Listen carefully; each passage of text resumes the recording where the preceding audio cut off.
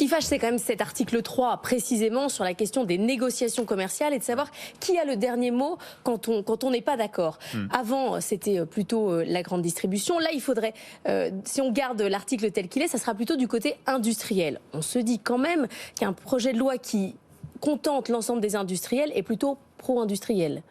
En tout cas, ce qu'il faut voir, c'est l'unanimité qu'il y a des distributeurs contre ça. Et pourquoi? Parce qu'en fait, le statu quo leur irait très très bien. Et je peux comprendre. L'article en question, il vient combler un vide juridique. Le vide juridique, c'est la loi est très claire sur tout ce qui se passe pendant la période dite légale de négociation qui se termine le 1er mars. Ce qu'elle ne dit pas, c'est ce qui se passe au-delà du 1er mars s'il n'y a pas d'accord. Qu'est-ce qui se passait aujourd'hui? Aujourd'hui, en gros, on reprenait les prix de l'année d'avant, c'est ça? Ce que dit la doctrine, parce qu'encore une fois, il n'y a pas vraiment de jurisprudence et il n'y a pas de loi, ce que dit en gros la doctrine, c'est que vous ne pouvez pas rompre la relation au 1er mars. Ça protège en gros les deux parties contre une rupture dite brutale. Ce que dit la doctrine aussi, c'est que le temps que vous devez passer en préavis, il est fonction de l'historique de votre relation. Le problème que j'ai par rapport à ça, et que tous les industriels ont, parce qu'il n'y a pas que l'ILEC derrière ce texte, vous avez dit, il y a l'ANIA, il y a la DEPAL, il y a la coopération, tout le monde est derrière quasiment. Le problème que j'ai, c'est que dans une négociation aujourd'hui, le distributeur n'a pas intérêt à négocier. Imaginez, je prends un exemple, j'ai un tarif de 10%. Le distributeur, on négocie pendant 2 mois, puis le 25 février, il me dit, ce sera 2%. Et ça ne sera pas plus, parce que si on ne se met pas d'accord sur ce 2% par rapport à ta demande de 10, au 1er mars, on constate qu'il n'y a pas d'accord, et tu continues à me livrer, en fait, jusqu'à la prochaine négociation au tarif 2022.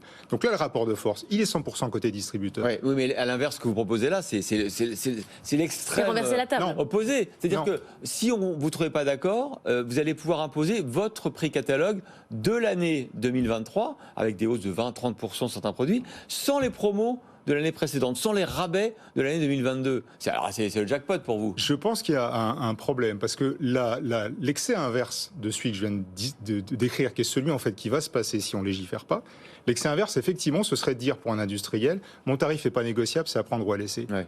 L'idée de l'article 3, ce que dit l'article 3, ce que dira peut-être la version définitive de l'article 3, s'il est adopté, c'est quoi? C'est de dire s'il n'y a pas d'accord au 1er mars, il n'y a plus d'accord.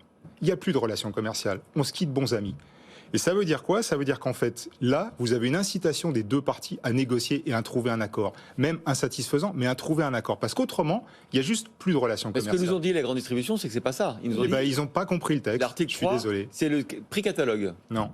Non. L'article 3, en fait, l'article 3, il est inspiré, pour ça quand on dit c'est l'ILEC, il est inspiré aussi d'un avis de la commission d'examen des pratiques commerciales, la CEPC de 2015, qui essayait déjà de réfléchir à ces questions-là.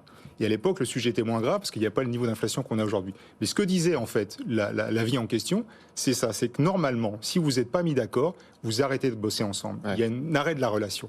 Et encore une fois, les conséquences, elles sont graves pour les deux parties. Pour un distributeur, parce que se priver d'un certain nombre de marques, c'est embêtant, mais pour un industriel, vous imaginez, l'article 3 tel qu'il est rédigé, je vous garantis, il ne fait pas plaisir aux industriels, il leur fait peur. Il leur fait peur, pourquoi? Parce que imaginez demain que si on n'est pas d'accord, Monsieur Leclerc me dit, bah nous c'est terminé, vous bossez plus avec nous, 23% du business. Si Oxo me dit, on travaille plus avec vous, 30% du business. Si Carrefour me dit, on travaille plus avec vous, 20% du business. Vous voyez, il y a un tel niveau de concentration que le risque pour l'industriel, il est bien plus important pour le distributeur. Et c'est pour ça que ce texte, il fait pas l'unanimité, même à l'intérieur des fédérations, parce que c'est un risque. Mais ce qui serait le pire, c'est de garder aujourd'hui, en l'état, le texte.